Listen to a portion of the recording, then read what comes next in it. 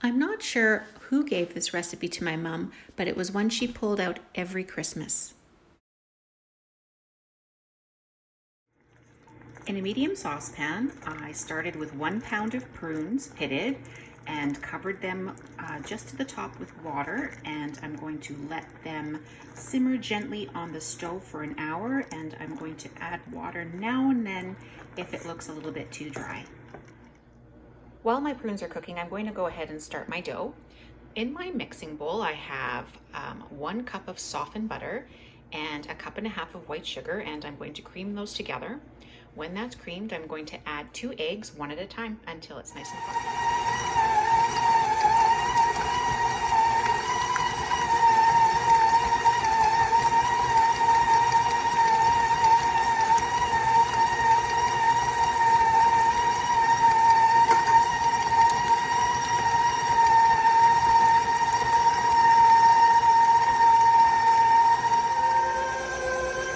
Stirred in 2 teaspoons of carnation evaporated milk.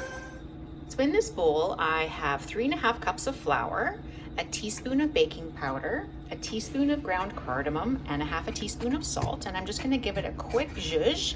And then I'm going to probably add it in 3 different parts to my creamed mixture until I get a soft dough. So after the dough just comes together, I scrape it out of the bowl onto my countertop, and I gently and quickly form it into a round. I don't overwork it. And then I'm just going to cut it into 6 equal pieces, and then I'm going to wrap each of those pieces in plastic wrap, throw it in the fridge for a little while to harden up.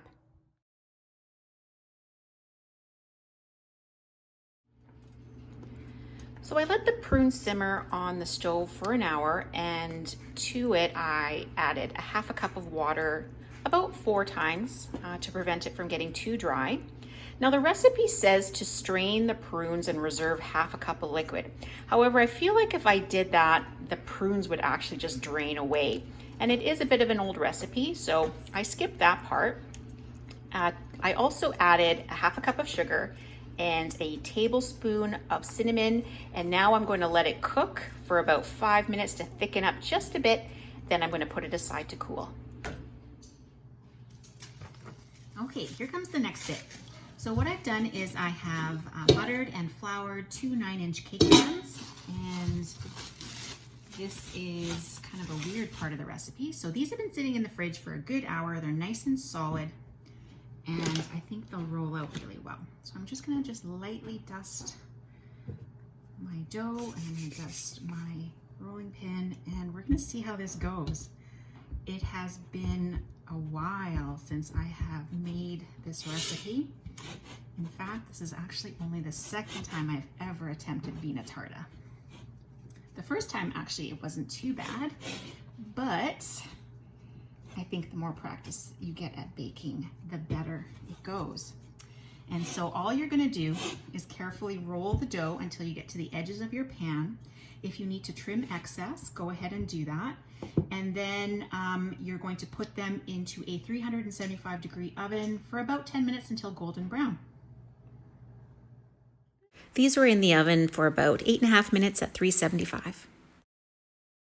Let them cool and harden for a bit before sliding them onto a wire rack to cool fully. So here are the finished discs, and I have to say that maybe 9 minutes at 375 might be a little bit too much, so I might adjust it to 350 and then see, so you can use your judgment. All right, so the final step is assembly. I took a serrated knife and I gently went around all of my rounds and tried to even out the sides as much as I could. And as long as I was gentle, it was fine. So what I'm going to do is I'm going to take my filling and divide it into 5 portions, and I'm going to spread it onto 5 of my discs. I chose the nicest looking one to be the top disc. So I'm just going to spread it onto these 5. And then basically I stack it. I'm going to wrap it in plastic wrap, and the recipe says to let it sit for at least a week in a cool, dark place. And then I'm think you could just simply put it in the fridge after that. I have never frozen Vinetarta before. I'm going to try it this time and see how it goes. Hopefully I'll make it last until Christmas time. I like to give away some of these as gifts. So I'm going to finish this up and then I'm going to show you what the final product looks like. And there is the finished Vinetarta, and I have to say it looks pretty darn good, and I think it's going to taste even better. My mom might not be here with us anymore, but something about keeping her traditions alive just, I don't know, keeps her close. Enjoy, guys.